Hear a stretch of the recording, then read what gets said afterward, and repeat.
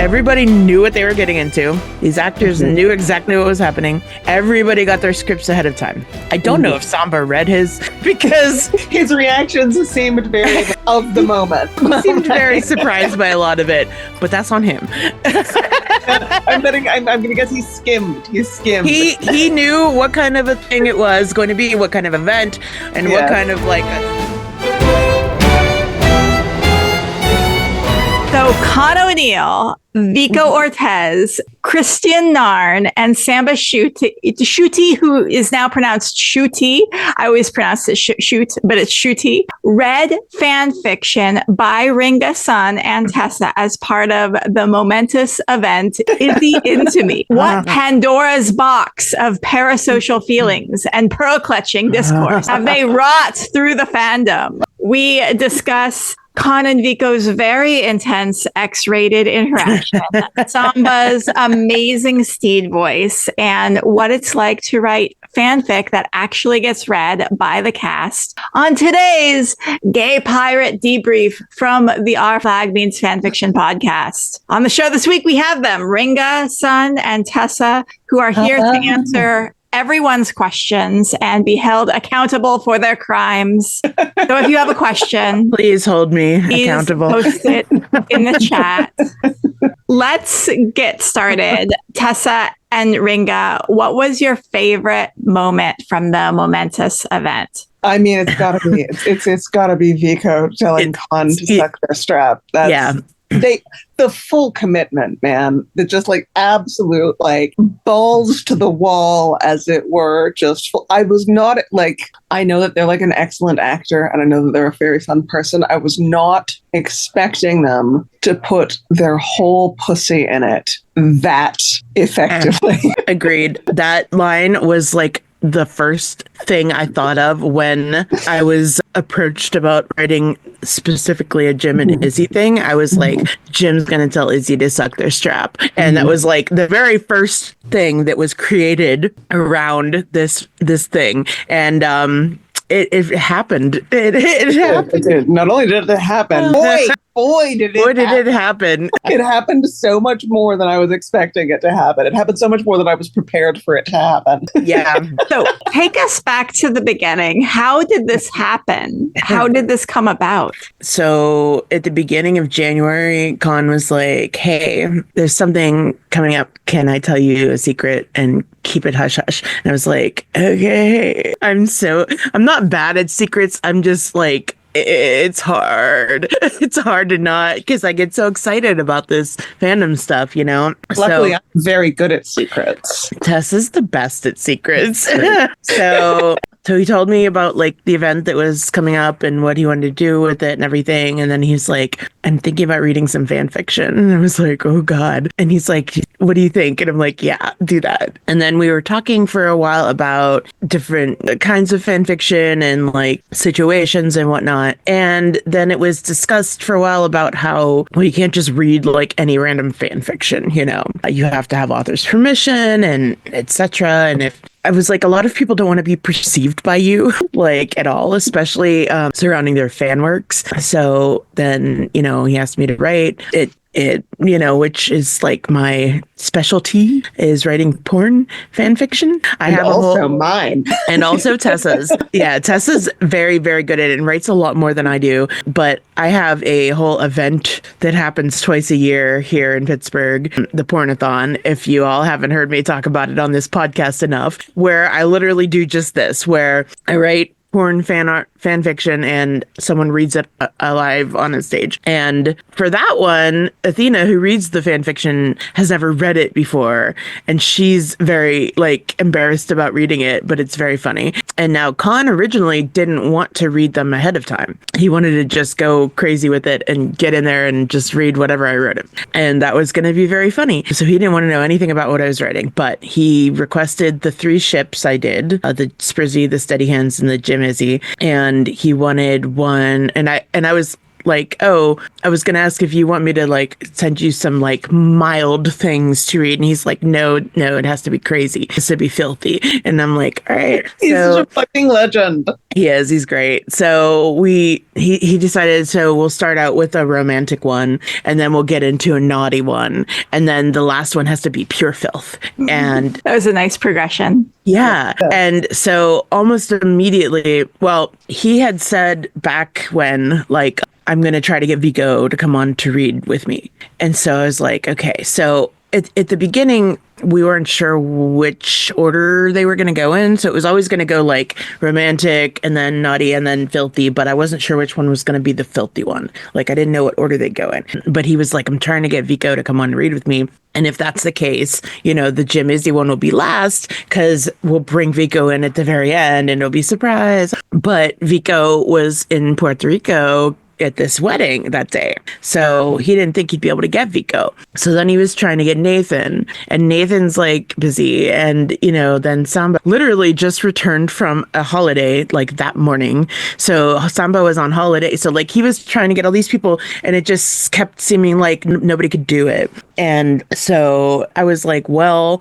like I gotta write these. So like, yeah, what are we doing? And I was like, I'm just gonna write them as it is, you know. And he's like, if Vico can, I'm still work on Vico, so we'll just write the, you know, the Jim Izzy one will be the filthy one, and then, you know, if we can get Vico, that's great. And he's like, and if we can't get Vico, maybe you can read it with me. And I was like, okay. That would be so much bravery on your part if that were to happen. Well, and I think, and like, because I don't know, but you brought me in relatively quickly after he had contacted you, right? Yes, because I remember, so they had come to me and been like, listen, I need somebody who's good at keeping secrets. Yeah. Right. That's me. That's good at writing. That's what I do. Yes. And so since I keep secrets and I write pornography, that's it. That's my whole thing. I was like, I need someone that's going to help me like proofread and edit these and like fluff them out. Literally, Tessa was my fluffer.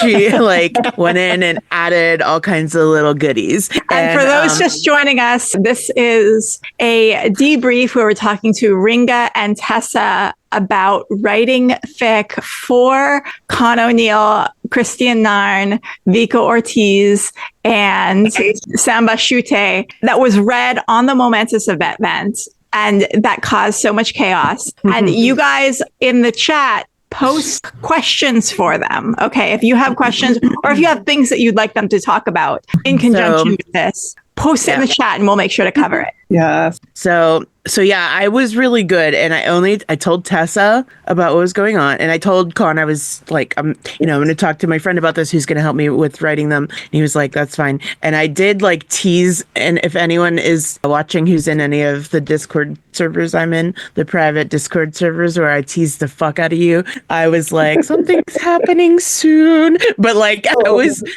so good. I was so good about not giving it away. I was just like, there's a thing coming up. And of course, I told no one. Yeah, Tessa's a vault. And of course, I talked to some of my friends in real life who aren't in fandom about it because I was fucking freaking out. So yeah, when he asked me like if I'd read it with him, maybe I was like, yeah, I will. But like, that's not what people want to see. Like, I hope you can get one of these actors to read it because I'll do it. But you know, so fairly early on when we thought like Vico might come or somebody might come and read it, I was like, I want to write that last one as a script so that it'll be easy for two people to like go back and forth with it. So I had the idea like of doing it as a script with just dialogue and no, descriptors or anything. So that was like the challenge, was to tell the whole story of everything they were doing just by what they were saying to each other. And then like, thank God Vico was able to do it, because I did do like, me and Con had a couple like video calls to like go over whatever, but oh my God, okay, wait, you and Con had video calls together to go over it. Yes, but that's not like important. But yes, it is. You're having like a video call with your idol. Like, tell the people about searching for a shirt as Con video. Oh my God. Right. Well, he called me at one point, like kind of unexpectedly, and I was like naked on my couch, and I was like scrambling scrambling to find a shirt to put on. It's like, it's all good. But anyhow, not important. That is like seriously not like a big deal. But like, okay, but I just want to know like what your feelings are, because I can imagine like I get a call from my idol and like a video call. Like, are you like, oh my, what are the thoughts going through your head? And then what was the call like? Like, well, I mean, I knew the like, aside from that one time with the shirt thing, I knew that it was going to be happening. So it was not like surprise, but it's like, as much as it is exciting, and like, I guess now I could like kind of think of it that way, but it's work. It was like a event we were doing, and this was a meeting about Logistics. work. And yeah, like, so we were just meeting to talk about like the writing and what was going on with it and all that stuff. And I've been talking to Con for 2 years now or something. So it's not like crazy. It was not like if like Robert Downey Jr. called me and then I'd be like absolutely fucking losing my mind, because I would not expect that. Right. Like, but I talk to Con all the time. So it's not crazy, but yeah, I guess I was framing it as like, this is a business meeting. So I wasn't kind of thinking of it as any kind of like big fandom thing, like we were doing a project. And but did you banter with each other as you are like planning this? I mean, that's just wonderful. Yes. I'm not saying it wasn't fantastic, because it was, and this whole thing, I am still constantly like, what did this happen? Is this real? Did like this actor that I love ask me to write fucking porn for him to read live to a bunch of people? Like, it does not feel real to me. I feel like this is a dream. I feel like this absolutely did not happen. And no, at all. Every time I think about it, I'm like, what? So I guess that's how I'm coping with it, is being like, it's not a big deal. It was work. It was a meeting. It was professional. But well, so the one time when we met, we did a table read of that Jim Izzy fic, me and him. So you did in fact get a chance to tell Con O'Neill to suck your strap. I did. I mean, that just sounds like so fun and delightful. It was fun and delightful, because let me tell you, even during the table read, he did not hold back. He did all the sounds. He did all the and originally we wrote in, because at some point, I was like, I'm so hoping Vico can do this, but like, just in case, like I wrote it, we wrote in a like fade to black moment where like before they like orgasmed, because I was like, at this point, Tessa's like, they're just going to be making sounds now. They're just exactly. I was like, how much can we write it in? Let's like, fuck. Right. Yeah. Like I can write it, but it's okay. Right. So we did like the fade to black moment. That one in particular, like I wrote the beginning and I wrote like the end, the like pillow talk part. And then Tessa kind of came in and added some really good fucking lines to get us there. Like my favorite line of all of them is, just because Blackbeard never found your clit doesn't mean I'm going to ignore it. That was all Tessa. And that was a really good line. Thank you. It made me so happy. And then hearing Vico read it, I was just like, Vico went hard on the clit, folks. But yeah, so we had that like a fade to black there, because if it was me reading it with Con, nobody wants to hear me and Con making noises at each other. But when me and him were doing the table read part of it, he was like, I want to just act that out. And I was like, yes. Like if it's gonna be you and Vico, you guys go crazy. So it ended up being like, Jim and Izzy ad-lib sex noises at this part until whatever. And they sure did. For it. Oh my God. Yeah. So that was very cool. So yeah. And honestly, until Friday, so this happened on a Sunday, until Friday, we weren't sure exactly who was gonna pop in, like, and do these. And the whole time it was like, who's going to come in and read this last story with me, right? And then at some point it was like, okay, I've got 3 people coming, and Kristian's reading the first one, and Samba's reading the second one, and then Vico's going to read the last one with me. And I was like, oh my God. And I'm like, does Samba, like, at some point Vico had read it and like, just wasn't sure if they could come. And I was like, did Samba read this thing you're giving him to read? And he's like, not yet, but he'd sent it to him. And I just assumed, now, full disclosure, everybody knew what they were getting into. These actors knew exactly what was happening. Everybody got their scripts ahead of time. I don't know if Samba read his, because his reactions seemed very of the moment. He seemed very surprised by a lot of it, but that's on him. I'm gonna guess he skimmed. He knew what kind of a thing it was going to be, what kind of event, and what kind of like a story it was. I'm sure Con was very clear. Oh yeah. I'm not sure if he knew exactly the details the story went into, but this is where we start the rumors that you have coerced the actors into doing something against their will. That's true. Yeah. And you have forced them to engage in content that is highly uncomfortable. True. I tied Con to a chair and was like, doing this event so that I can have my stories read out loud. I broke into his house like Catherine Zeta-Jones in Entrapment and held him at gunpoint. This parasocial coercion must stop. It's absolutely horrifying that we are condoning this sort of behavior in a fandom. Terrible. So harmed. Shocking. There were no survivors. No survivors. Every pearl. Their pearls are gone. The pearls have been ground into powder. But I was just thinking of a analogy. Like, let's say you have a strawberry festival and you advertise that it's going to be a strawberry festival, and everyone is enjoying the strawberry festival and having a great time at the strawberry festival. And then someone is like, well, I guess I can't say that I don't enjoy the Strawberry Festival since so many people are having a great time at the Strawberry Festival. If you don't enjoy the Strawberry Festival, then go to the Banana Festival. I would like to go to the Banana Festival. We over here are having a great time at the Strawberry Festival. All the strawberries have turned out, and they are strawberrying as can possibly be. It is a non-mandatory strawberry festival. And oh no. If you are really uncomfortable with strawberries and you feel that you have to tell other people publicly that you're uncomfortable with strawberries, or you even feel like, I guess I can't share that I'm uncomfortable with strawberries. Why don't you maybe sit with that for a second? Think about, what is it about strawberries that makes you so uncomfortable? Did you grow up in a religion that taught you that strawberries were evil or something? Because strawberries are perfectly natural. Lots of people enjoy them, and as long as not everyone though.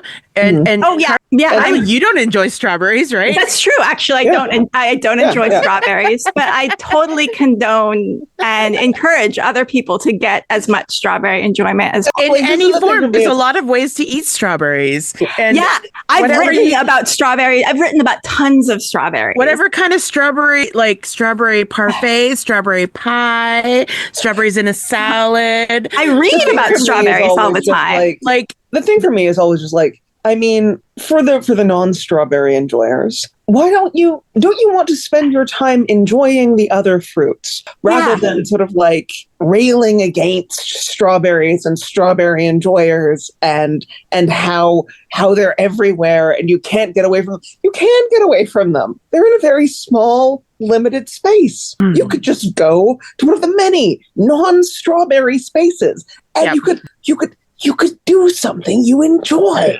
It's just silly, but I mean, and no one's saying like, don't tell us that you don't like no one's saying you're not entitled to an opinion or to say it publicly or whatever. But why do you feel the need to say it so right? It's while other people are in the middle of enjoying their strawberries? Now it's very much a look at me. I hate strawberries. Excuse me. I see that you're eating a strawberry. Do you know that I fucking hate strawberries and that I think that people who enjoy them are disgusting? Well, there's some people who feel like strawberries, they hate strawberries so much that nobody should like strawberries because their opinion is correct. Morally evil. Yeah. So they're like, I don't know why anyone is enjoying these strawberries, and this is wrong. But to be fair, there's not a ton of people that don't enjoy strawberries. And there's not a ton of people, surprisingly, that did not enjoy these strawberries in particular. I have seen these strawberries were extremely well prepared and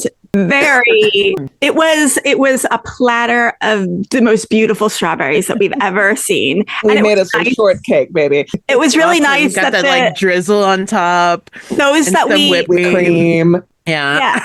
biscuit. And it was nice that we had this like interaction with the strawberries, and that it was just such a positive, wonderful, beautiful like thing. And again, why would people, okay, you don't enjoy strawberries, fine. But also like, why do you feel that you have to let other people know that you don't enjoy strawberries? And is it a religious thing? Is it like a family indoctrination thing?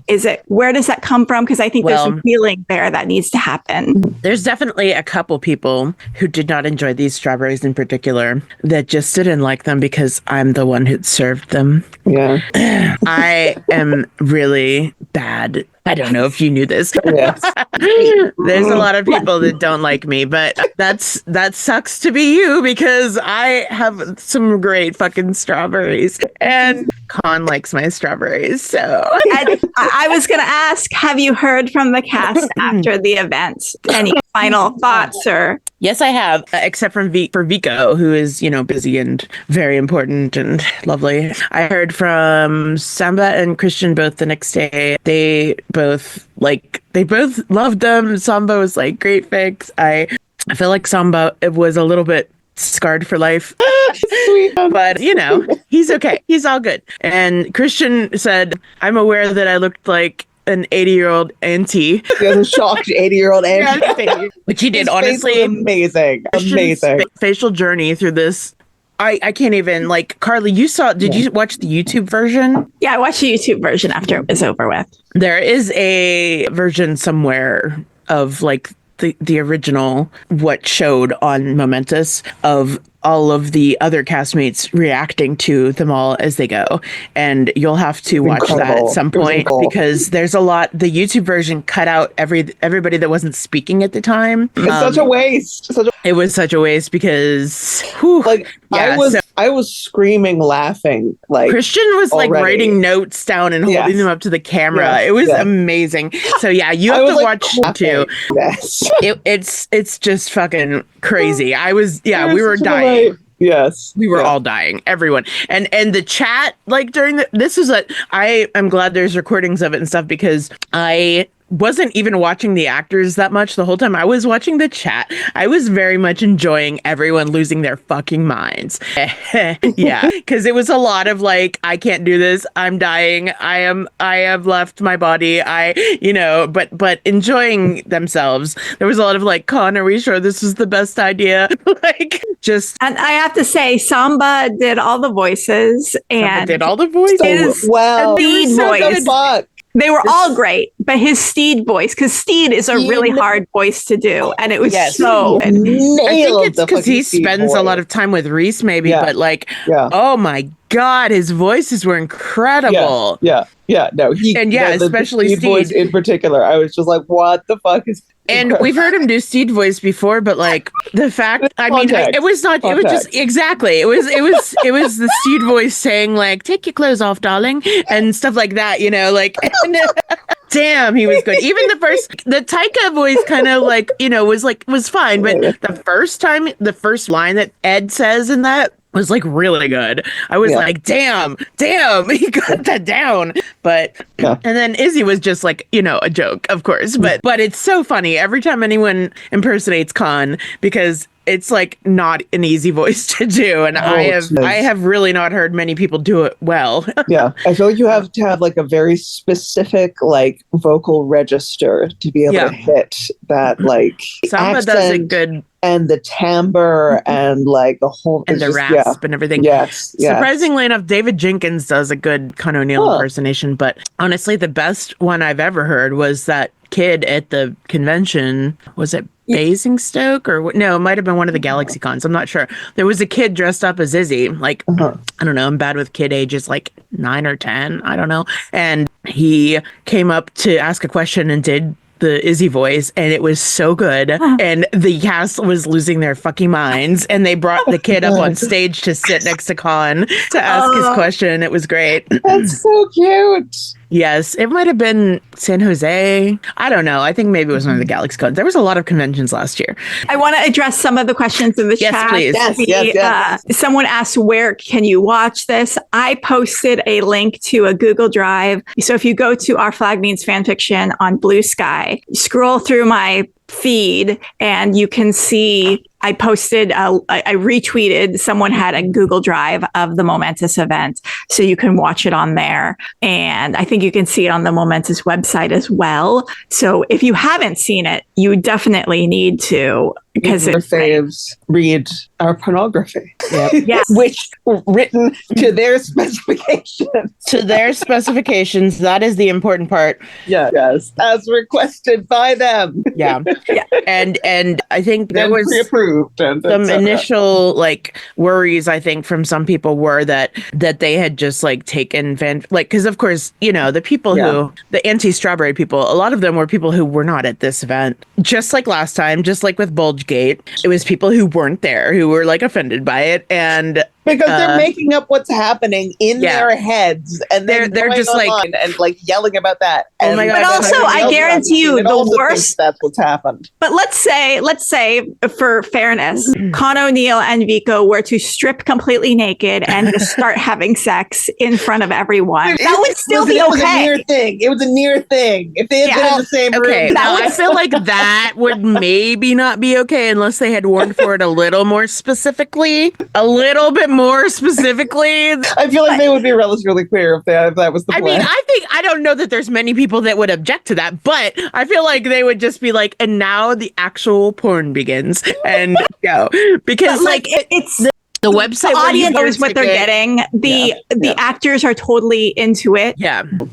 It's just like last time, there's nothing wrong with it. There was a warning last time about like adult content and whatever, and that was mostly swearing, and then Con's penis, you know, just being visible behind clothes in a way that you knew it was there. You couldn't even see outlines or anything. Yeah. And this time they posted on the ticket, you know, page, like, and it even said this event is not for the faint of heart or for people who always wear pants, and which is like so shady. I love it. But then repeatedly on their social medias leading up to this, and in the emails where you got the link and everything, like it was like warning, this is going to be like a lot, this is going to be spicy, there's going to be sexual content. It was like very well, this is an adult event. It's an adult event for adults who are grown-ups who enjoy sexual content, because it's going to be adult sexual content at the adult grown-up sexual content show. and then at the beginning of the thing, Charlie came on and was like, warning, and told another warning. And then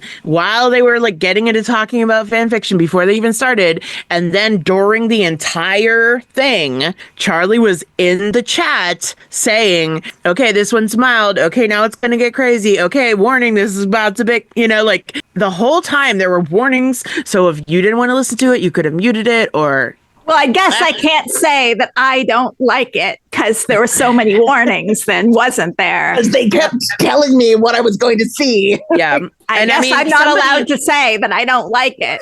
I did see somebody that was like, they didn't warn us specifically that they were going to read fan fiction. And I'm like, do you want like a blow by blow of exactly what's happening at every event you ever go to? Exact outline of every single thing specifically. You need to receive a full script of every word that will be spoken at the, like, right, hell, dude. This was so much fun to be like, they're doing what now? You know? And the same way I saw some people like really upset that the guests weren't announced ahead of time, the surprise guests, because they were like, I would have gone to it if I'd known. And I'm like, that's why they were surprise guests. And like, Yes, just, you know, they wouldn't have been a surprise if we did. Alas, the people who did go because they wanted to see Con, which was his event, and most of it was him talking about himself and Izzy and whatever. And I think it's also like, I mean, because right up until, you know, basically like even, you know, the week before, you know, when we were sort of finalizing the scripts and stuff, it was still very much back and forth where, you know, Con wasn't sure if Vico would make it. He wasn't sure if Kristian would make it. He wasn't sure if Samba could make it. And so it was all very much like, you know, we're trying to get some people in, sort of like do this. But, you know, I think it would have been very hard to confirm sort of like prior to the event, given sort of like how busy these guys are, and given, you know, the fact that like it was very much like, if they can do it, they'll do it, but we can't, you know, completely confirm that. And so I think it very much had to be like a special guest, and that's what yeah, I did respond to someone and was like, these guests weren't confirmed until 2 days before. So like, there's no way they could have announced it as a thing, you know, like, but also what's the fun? Like, come on, this was surprise, special guests. And he said special guests like a couple days before. And it was like, everyone's like, ooh, who's it going to be? You know, it's exciting. Yes. Like, it's just fun. It's just, I just retweeted the Momentus Event, and I'm glad we get to be a little bit haters on here.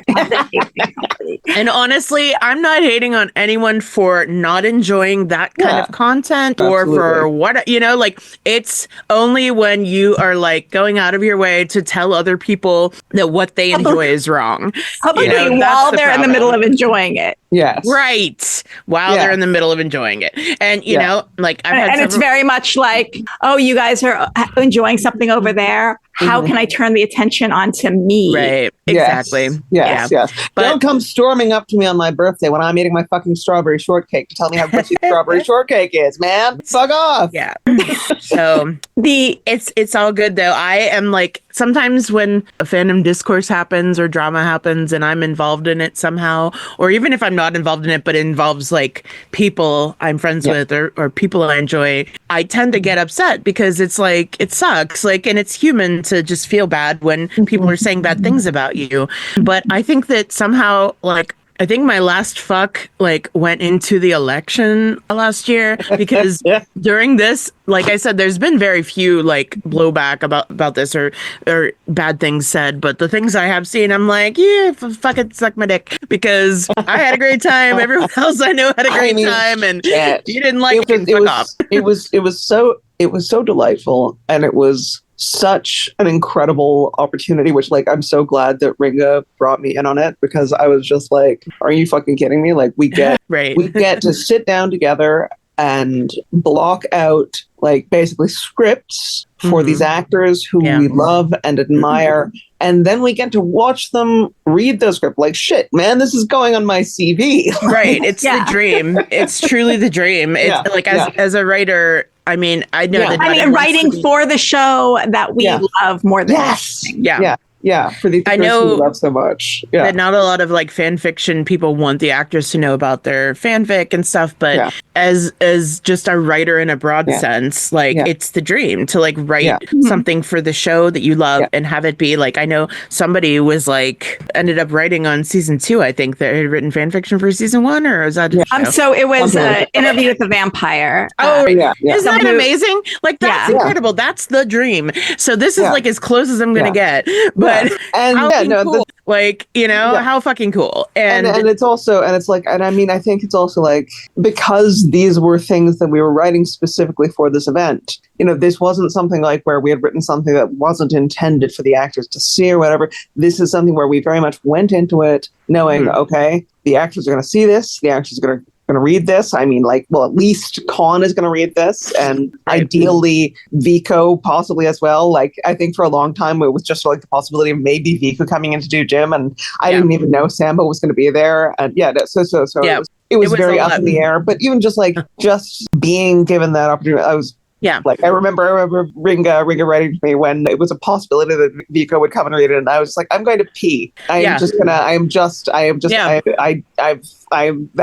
it. It kept getting crazier. It was like, oh my God, this really amazing opportunity, and Con's gonna read it. And then it was like, Vico might be there. And then it was like, Samba might be there. And like, it kept getting more insane. And he kept adding stuff he was gonna do in the event, like all the way leading up to it. Like the night before the event is like when he finished that Izzy poem, and just like, oh my God, Con, you're going to murder us all. But and we like, it was very, very generous. Yeah. I made a point to not like write anything into these that was like not canon, and there's no like crazy brand new lore, you know, like the things that we added that were like not specifically canon were like trans Izzy or like garlic soup kind of, which is like exists anyway, but which I think also the things that the actors are both aware of, and like I know that like Vico is like definitely a garlic soup. Exactly.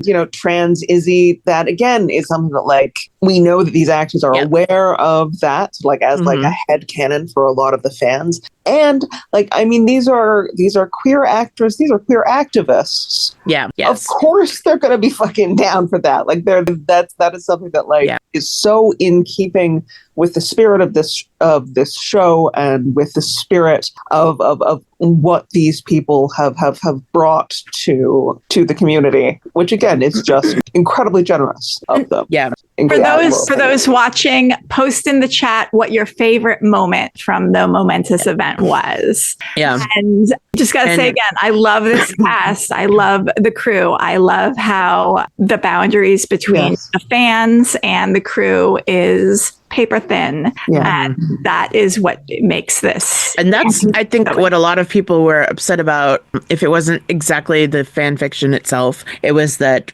the cast is getting too close to us. And I'm like, but they enjoy this too. They enjoyed this show too. And they enjoyed these characters. And, and the thing is, man, we're adults. We're adults. This is a group of adults. And, sometimes people are going to vibe and they're going to become friends, whether one of them happens to be a fan of a show and one of them happens to be an actor in it, what have you. That's just how human interaction works. You meet people, you like them, you hang out, you keep in touch, you chat, whatever. And you have these kinds of interactions where like, oh, I know that you're a writer.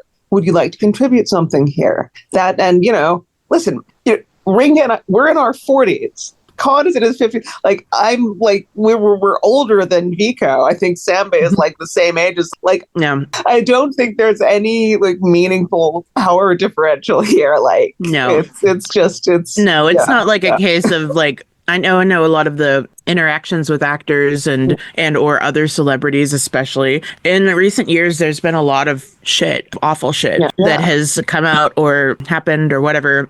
So many people and the power imbalance of it all and the like grooming and whatnot. And that's awful. And I hate that. And like, unfortunately, I was in a situation similar to that when I was 19 and it sucks, right? I am fully aware of like the sensitivities of that and how it sucks and everything and why we need to be careful of that. But yeah, like Tessa said, this is a grown-ass man and a grown-ass person just talking to each other and doing art projects together. And like, it's not anything crazy. It's not anything. It's not something that anybody else has the right to comment on. Like if you're not comfortable with those sorts of interactions, feel free not to have them. And like, a lot of people have blocked me over the past couple of years because of this, because they know that like I talk to Con and they're missing out because Ringa, honestly, you are like the greatest person in the entire They're a delight. You make this fandom so wonderful. And every time I get a chance to talk to you, I'm like, I love Ringa is the coolest person. That's so sweet. And Tessa too. Tessa's like the sexy ghost. You're the sexy ghost. Tessa always has correct opinions. Ringa always has correct opinions. Tessa definitely has correct opinions, and although I argue with Ringa more. Yes. Tessa's very like free flowing, like a river, and just like whatever, man, it's all good. And I'm like, I will fight your mother. I'm taking your mother on a lovely date. Yeah, there you go. I've fought so many people's mothers on Facebook. We should somewhat begin to wrap this up. You wanted to do a breakdown of the Izzy lore in Con's poem. Yeah, I thought just like let's real quick because he dropped a lot, and this is another source of contention because a lot of people are like, I don't care what Con says because it's not, that's fine. It's not canon, but they'll hold like you can just compare on your own and be excited about it. And there's this whole like people believe every word that David Jenkins says in his fanfic, but like they don't. And I'm like, honestly, whatever you want, but like I think that Con has put more thought into the character of Izzy than David Jenkins has. Just saying. And yes, this is not canon, but it's pretty damn close to as close as we're gonna get. And it's just delightful. It's fun, exactly. Like the same thing with when we had the lore of the ring. episode. Yeah, it's not canon, but it's what the actor who put everything into Izzy that exists, like everything that Izzy is because of this man. Like, I think it gives a lot of richness to know sort of like what this person is imagining as they're playing this character, because that shapes the character, and that shapes the way that we understand the character and the way that we understand the actions and the reactions, especially in an actor as subtle and as interesting as Con.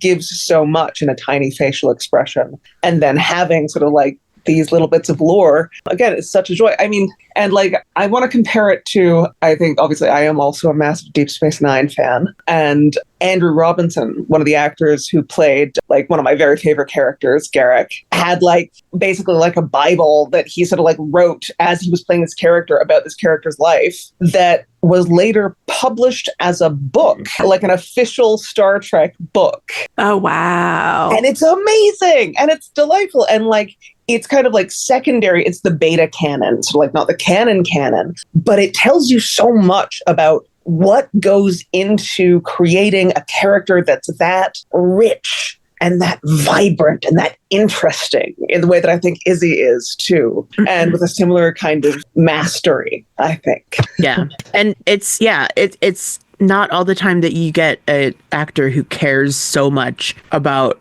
a character they're playing. At least, this was 2 seasons of a show, and Con was in like 16 of those episodes, because there's 2 he wasn't in first season, and that's it. And that to a lot of actors would be like the end of it and not thinking about it more. But this man wrote this epic poem for this event and really put his damn heart and soul into it. Like, the first time I heard it, I was crying like a baby.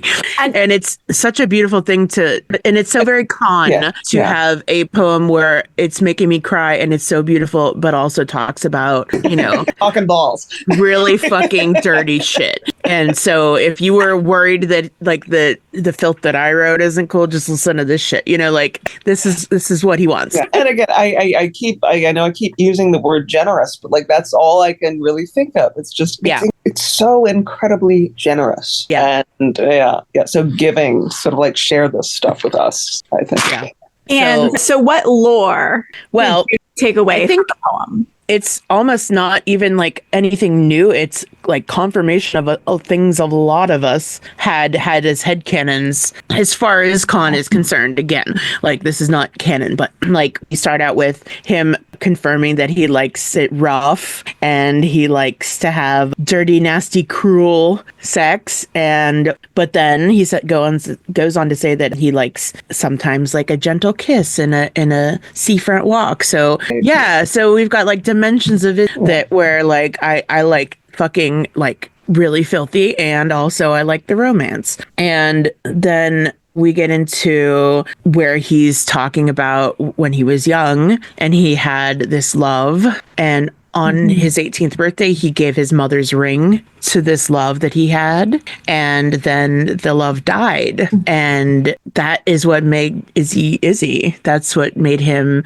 like, he closed his heart off and he became like angry and bitter. And then by the time he, met Ed, he like had a love for him, but he didn't let himself love fully, and Ed didn't love him back the same way. And I think that's what a lot of us were picturing going into this, or like, going into season 2, at least, we had a lot of time to think of all of our backstories for Izzy, and a lot of them were very similar to this. And, then he goes like, watching Ed fall in love with Stede nearly killed me, and about how he couldn't understand it. And Con has said all this before. It's not that Ed was falling in love with a man. It's that Ed was falling in love with Stede, of all people, and how he just couldn't understand it because he just like looks at Stede and is like, he is bad at everything. What is wrong with you?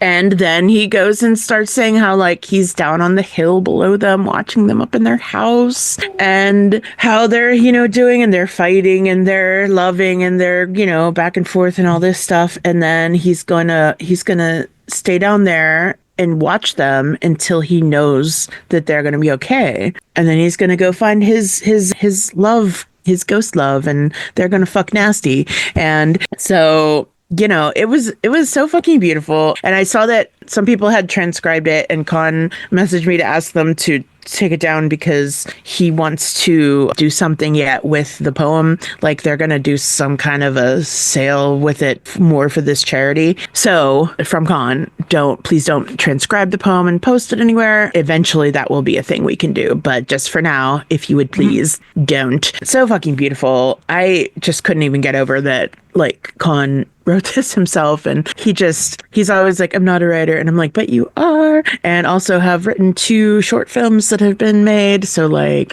what do you mean you're not a writer? Like, come on. But yeah, beautiful, beautiful stuff. And it's with Con, it's not just like he's so generous. He is, but he's lovely and he is giving and he's caring and he like actually cares. Like it's not fake, it's not an act. He actually cares very deeply about this fandom and everyone in it, and he wants everyone to be well, and he wants to give people whatever he can give to make them be well and to see them through it, especially when it's like rough times right now. Yeah. And on top of that, he's funny and he's, amazing actor and fucking hot. And, he's just like everything. And look at me. I'm getting all teary. Well, let's turn those tears into anger. YouTube took down the video. Let's turn those tears into anger. Nudity and sexual content. And I have seen and heard far worse on YouTube. But was it heterosexually worse? Yeah. There's a whole genre of YouTube videos of these male rights activists and these men who teach you how to pick up and control women. Yeah. That stuff is fine. But a couple of queer actors reading a script. Naughty. How dare you?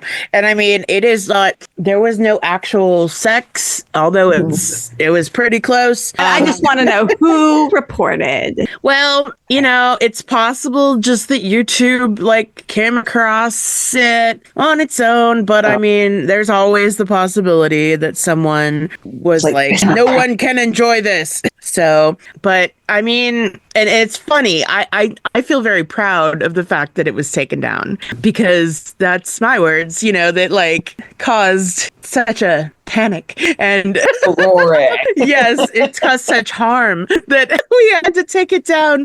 But Charlie's posted about it and joking about it and stuff. I assume that my stupid 4-play, 8-play fun contest is just like, it's too much. Yes. Too much. But yeah, I hope they're going to get it back up in some form somewhere. Like maybe the Momentus site can host it or something. But yeah, I told Con you and Vico are too sexy for the internet. I mean, took you down. Listen. When Vico started, I was like, oh my. Vico got right in it with the voice, and that's another thing. Both when Con went to read this Izzy poem, he transformed. He had that moment of switching into character, and his voice changed. And I didn't realize until he read the poem how different his voice and Izzy's voice. Yeah, you don't realize that when you Vico and Jim. Yeah, the same with Vico and Jim. When they started reading as Jim, I was like, it's so different and it's amazing.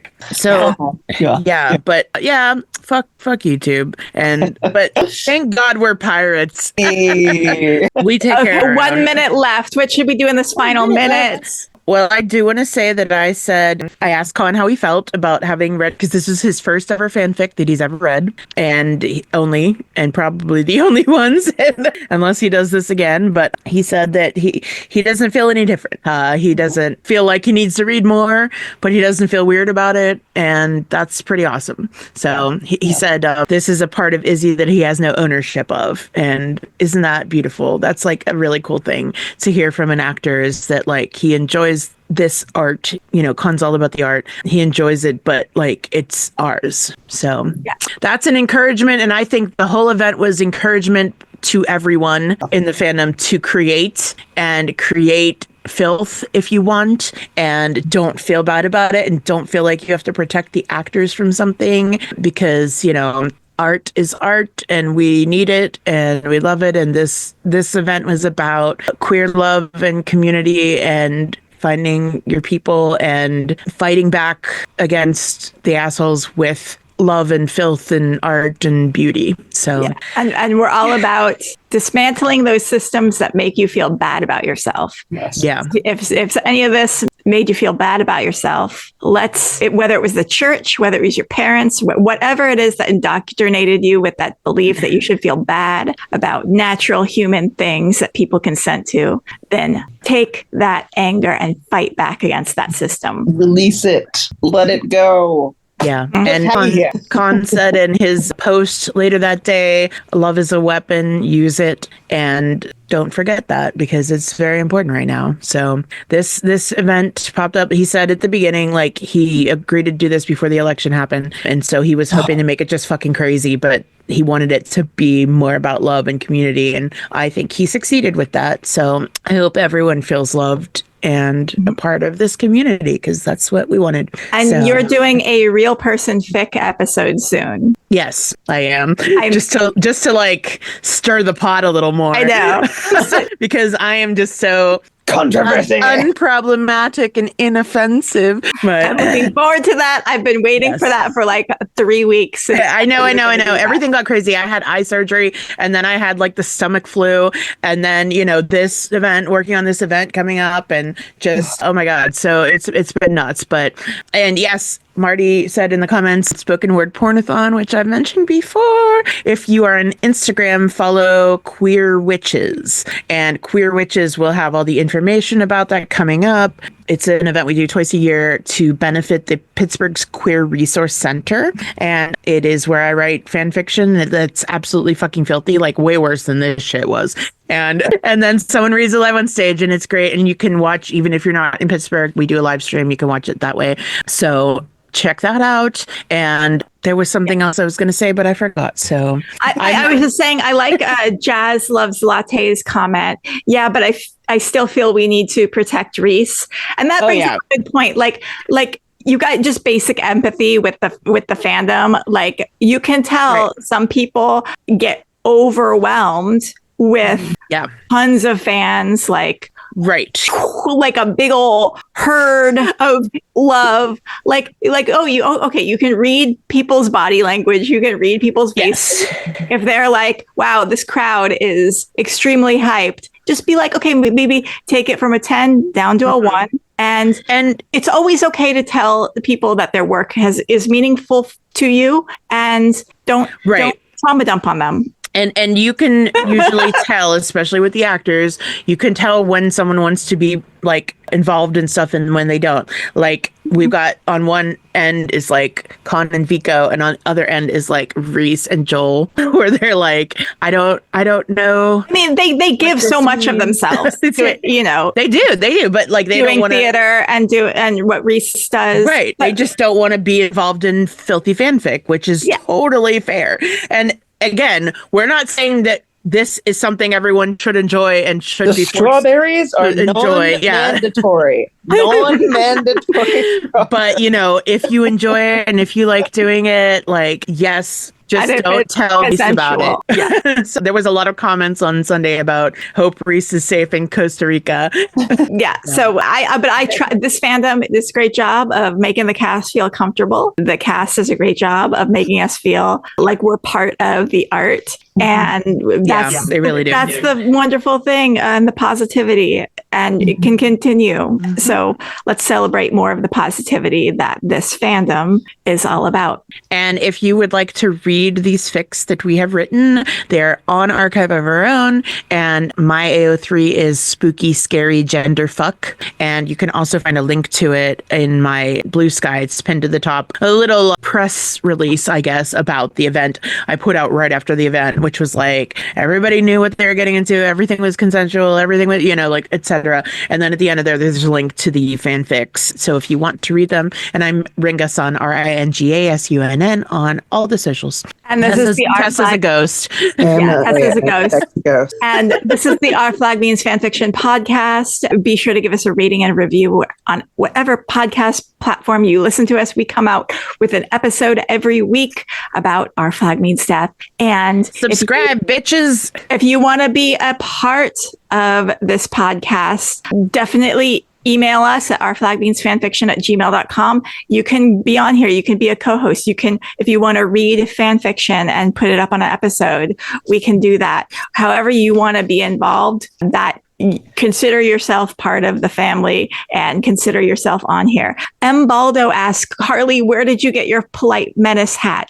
I bought it from an eBay store. I should have, no, not an eBay store, an Etsy store. I should have memorized where I got this from. Polite menace hat. I'm doing a quick search. And I think it came from You Crafter. That sounds familiar. YUECRAFTER, You Crafter, and support their store. Alrighty, you guys, until next time.